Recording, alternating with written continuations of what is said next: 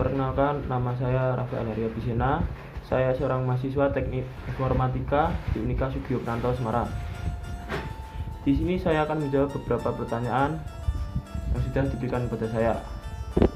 Pertanyaan pertama, apakah manusia boleh mengasihi orang lain yang berbeda agama dengan kita atau berbeda agama? Jadi gini, manusia adalah makhluk yang diciptakan atas dasar kasih, dan pastinya semua manusia punya kasih di dalam dirinya. Jadi sangat boleh untuk kita mengasihi orang lain yang berbeda agama dengan kita. Seperti yang tertulis dalam Matius 22 ayat 37-40. Kasihilah Tuhan Allahmu dengan segenap hatimu, dengan segenap jiwamu, dan dengan segenap akal budimu. Lalu yang kedua, kasihilah sesama manusia seperti kamu mengasihi dirimu sendiri. Injil tersebut berisi tentang hukum kasih yang utama dan yang terutama di dalam Alkitab. Kasih dan pengampunan adalah dua hal yang tidak bisa dipisahkan, tidak bisa dilepaskan dan saling berkaitan. Manusia bisa mengampuni sesamanya karena memiliki kasih. Jika manusia punya kasih dalam dirinya, maka manusia bisa mengasihi sesamanya, bisa mengampuni sesamanya. Tidak mungkin bagi manusia bisa mengampuni orang lain tanpa memiliki kasih. Jika ada seperti itu, maka itu semua hanyalah hal palsu, semua adalah fake. Karena mengampuni pada dasarnya adalah kasih. Arti mengampuni menurut agama saya adalah mengampuni yang tidak mengingat kesalahan, yang artinya melupakan kesalahan orang lain, merelakan apa yang sudah terjadi. Dan yang kedua adalah mengampuni yang tiada batasnya.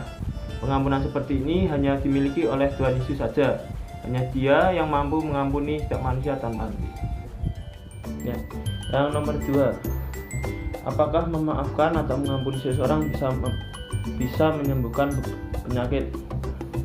Dari hasil yang saya cari di situs internet, saya menemukan beberapa hasil penelitian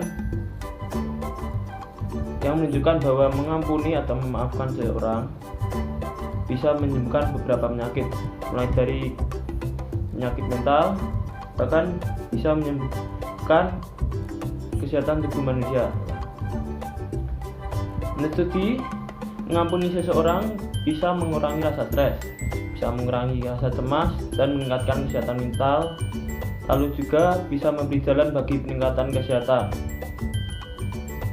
Selain itu juga bisa mengatasi darah rendah dan meningkatkan kesehatan jantung seseorang. Salah satu contoh pengampunan yang ada dalam Alkitab adalah ketika Tuhan Yesus sedang disalib dan banyak orang mencemooh Dia, menghina Dia dan meludahi Dia dan bahkan menyiksa Dia. Tapi Tuhan hanya diam dan Tuhan berkata, "Bapa, ampunilah mereka sebab mereka tidak tahu apa yang mereka berbuat." Selain itu juga Tuhan juga telah mengampuni seluruh dosa manusia, bahkan mati menggantikan kita yang berdosa.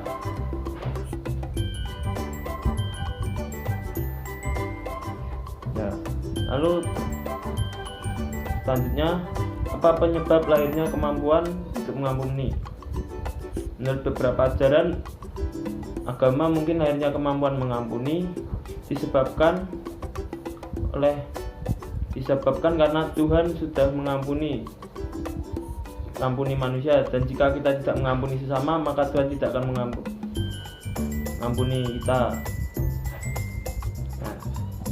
Tapi menurut pandangan saya, penyebab lahirnya kemampuan untuk mengampuni sesama manusia adalah karena kasih. Kok bisa kasih? Karena kasih itu berperan penting dalam hal mengampuni. Kasih itu sabar, kasih itu melupakan, kasih itu merelakan semua hal yang buruk yang sudah dilakukan orang yang menyakiti kita. Dan dampak yang terjadi di depannya adalah akan ada sebuah kedamaian, sukacita, dan damai sejahtera di antara manusia. Pertanyaan ketiga, satu nilai atau kisah dari Bapak Sugio Pranoto. Nilai yang saya ambil di sini adalah kemandirian.